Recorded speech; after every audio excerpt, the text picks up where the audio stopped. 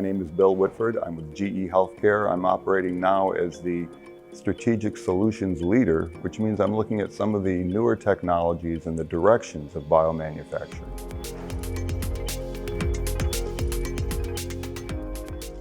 In the 19th century and early 18th century, most manufacturing involved very synthetic techniques involving organic solvents, high temperature and pressure, heavy metals and transition metals to catalyze them.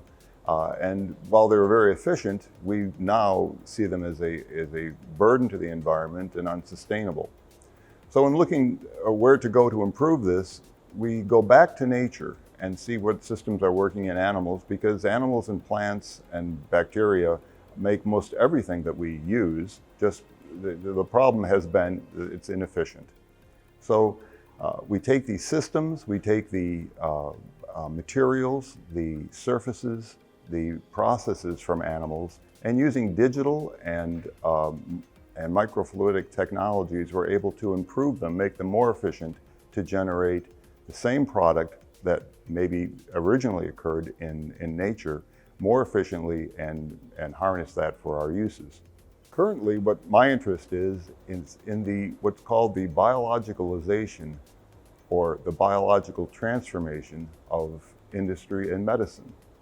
The biologicalization of these systems is the incorporation of biological principles, surfaces, chemistries, and materials in the development of manufacturing processes that leave the old 19th century way of manufacturing, which often includes high temperatures and pressures, which take fuel to generate, organic solvents, which are difficult to dispose of, and transition or heavy metals, which again are difficult to remove and handle. Actually, many have described it that way, and in the poster that I have here at ESAC this year, I describe the steps that people have designated to describe this evolution towards the biologicalization of manufacturing.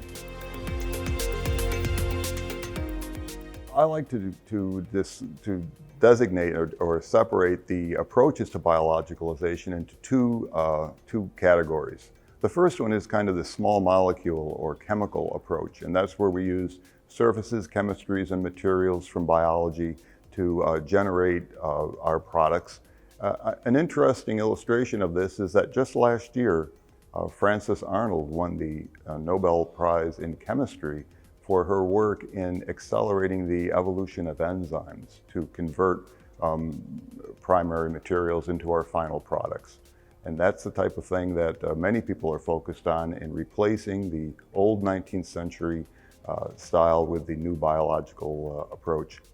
But another aspect of this is to take cell-based manufacturing approaches, from cells to tissues to organoids, and using biology that way as improved with digital and microfluidic techniques to drive the production of products that we need through a macro approach, a cellular approach that can use biological systems in a larger macro scale.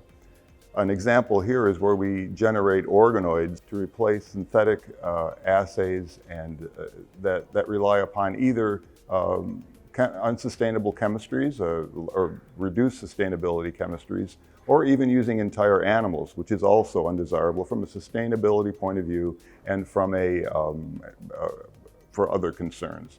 So, for example, we're printing tissues and tissue-like structures that can replace in vitro assays or animal-based assays to test drugs in preclinical development, or to test, for example, cosmetics in the development of those final products. So from a chemical point of view or a small molecule point of view, using biological systems and chemistries to replace the synthetic, highly unsustainable manufacturing approaches is the first approach. And then the second is using whole cells or animals or plants in a macro scale to generate these types of products. What's key in both the small molecule approaches and the large macromolecule cellular-based systems is the increase in our understanding in the underlying chemistries and biology, our ability to control them, and in the Industry 4.0 digital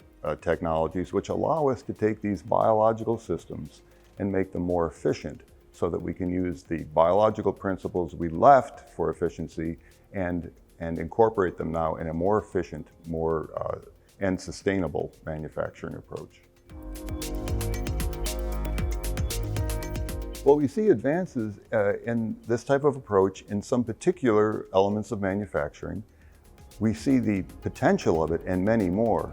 And in fact, it's hard to imagine any type of manufacturing that can't be at least improved in its sustainability or greenness with the biologicalization. Remarkably, biological systems do so many things that we don't even anticipate. For example, there are bacteria that can take metal salts, even heavy metals like lead or gold, and convert them to crystalline metal from the salt in the environment. The cells do this to exclude them from their metabolism, but in the process, they end up with a crystalline metal deposit.